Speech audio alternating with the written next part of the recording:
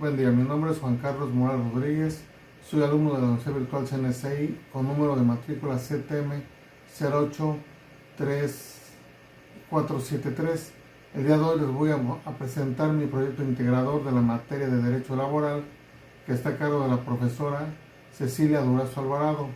Para este proyecto se me pide contestar 7 preguntas relacionadas con el módulo 4 del plan de estudios. Primera pregunta: ¿cuál es el fundamento jurídico del sindicato y cómo lo define la Ley Federal del Trabajo? Los sindicatos son autónomos conforme establece el artículo 382 de la ley, y el artículo 365 lo define como una asociación de trabajadores y patrones constituidas sin fines de lucro para el estudio, el mejoramiento y la defensa de sus respectivos intereses. ¿Cuáles son los requisitos legales que debe atenderse para la constitución de un sindicato? Debe estar conformado por 20 trabajadores en servicio activo o que les haya recibido su relación laboral previo 30 días antes de la constitución del sindicato.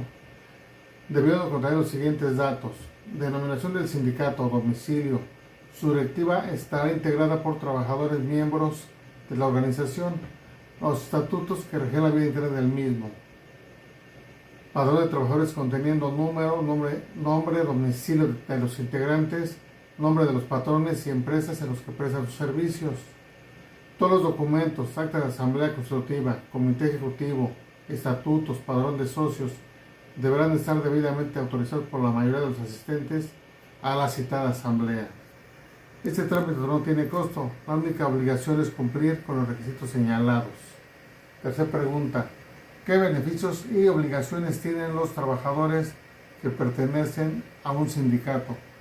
Los beneficios principalmente se ven reflejados en los incrementos en las prestaciones contenidas en los contratos colectivos de trabajo, como son vacaciones, aguinaldo, periodo vacacional, servicio de comedor, seguro de vida, ayudas económicas en caso de fallecimiento de familiares, condiciones laborales dignas, contar con implementos y protectores necesarios para el desempeño de sus labores, sanitarios en buen estado, botiquín a disposición, etc.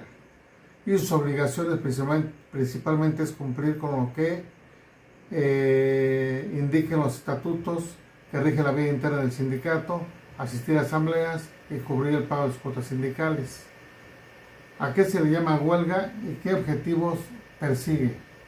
Conforme al artículo 440 de la Ley Federal del Trabajo, es la suspensión temporal del trabajo que es llevada a cabo por una coalición de trabajadores, y su objetivo es exigir se cumplan los derechos laborales y como medio de presión para el patrón para que el patrón responda al cumplimiento de negociación de las peticiones solicitadas, como son la celebración, revisión contractual o salarial o el cumplimiento del contrato colectivo de trabajo, demandar el pago de utilidades, lograr el equilibrio entre los factores de producción y el capital, y como punto final, el apoyo a otra huelga que tenga como finalidad uno de los puntos anteriores. Quinta pregunta: ¿qué requisitos debe cumplir una huelga para que surta efectos legales? Debe cumplir los requisitos de forma contenidos en el artículo 920 y 923 de la Ley Federal, realizar las peticiones conforme a derecho, motivos por los cuales se quiere iniciar la huelga, solicitud que hará el sindicato por conducto de la autoridad laboral por medio de un emplazamiento a huelga, donde señalará las peticiones, fecha de estallamiento. Se debe especificar en sus peticiones, ser muy específico en sus peticiones, si es para celebrar un contrato colectivo, una revisión, indicar las prestaciones, porcentaje salarial que se desee incrementar o modificar desde ese contrato. Requisitos de mayoría: debe estar respaldada por el 50 más 1 de los trabajadores, por el 50% más 1 de los trabajadores. Requisitos de fondo: el emplazamiento debe cumplir con los requisitos establecidos en el artículo 920 de la Ley del Trabajo, que es la base y motivación de la huelga, así como el tiempo que se le requiere al patrón, que debe ser menor a 48 horas para que dé respuesta al periodo de peticiones. Sexta pregunta: ¿qué tipo de trabajos especiales se contemplan en la Ley del Trabajo y qué consisten? Los trabajos especiales son los que desempeñan los trabajadores de los buques, de la aeronáutica, los deportistas, profesionales, actores y músicos, además de los trabajadores del hogar y los que desempeñan sus puestos en restaurantes, bares, hoteles. En el caso de los primeros, que estos son los que desempeñan trabajos en los buques y en las aeronaves, estos deben de ser de nacionalidad mexicana, nunca cambiar de nacionalidad, gozar de derechos civiles y políticos, así como también ambos se relacionan con temas de seguridad y soberanía nacional, en el caso de los buques y aeronáutica.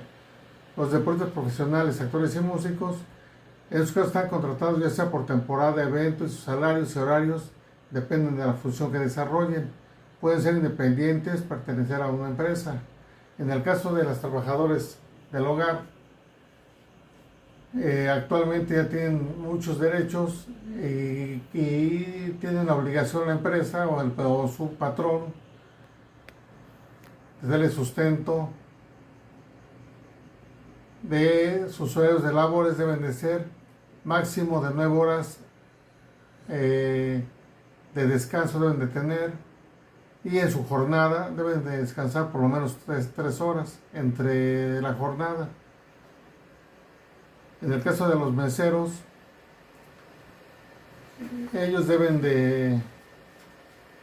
no tienen sus prestaciones muy actualizadas, porque la última actualización se llevó a cabo en 1988. Aunque existe un salario mínimo, ellos dependen de las propinas, que es como toman como base para sus prestaciones, como son aguinaldo, vacaciones, y si es necesario que ya se le tome, que se actualizaran las prestaciones de estos trabajadores. Séptima pregunta: ¿cuáles son las autoridades laborales que existen en México y de qué se encarga cada una? A nivel nacional y local es el Centro Federal de Conciliación y Registro Federal, que absorbió a las juntas de conciliación y arbitraje y se encarga de impartir la justicia, conciliar y servir de árbitro entre las partes en conflicto. Asimismo, conoce los depósitos de contratos y cambios de comité ejecutivo de los sindicatos. La Procuraduría Federal de la Defensa del Trabajo, la PROFEDET, se encarga de brindar asesoría y representación gratuita a los trabajadores que no cuenten con un abogado. Y la Secretaría del Trabajo es una dependencia del Poder Ejecutivo, encargada de actividades administrativas en materia laboral, como fomentar el empleo, garantizar condiciones de trabajo adecuadas, realizar estadísticas de empleabilidad por zonas, ramas industriales y nivel socioeconómico, índices de empleo, vigilar que las empresas cumplan con la normatividad vigente en materia laboral, como es la seguridad e higiene, seguridad social, capacitación y adiestramiento, pago oportuno de salarios, prestaciones laborales y trato digno. A grandes rasgos se encarga de inspeccionar, visitar si las empresas están cumpliendo o presentan anomalías. Si ésta las presenta, les da oportunidad para que las subsanen. En caso contrario, aplica una sanción y multa. Y la última es el Tribunal Federal de Conciliación y Arbitraje. Es similar al Poder Judicial. Se encarga de administrar la justicia en distintas materias y tiene a su cargo la tarea de impartir justicia laboral con respecto a los servidores públicos. Por mi parte, esto sería todo. Muchas gracias por su atención.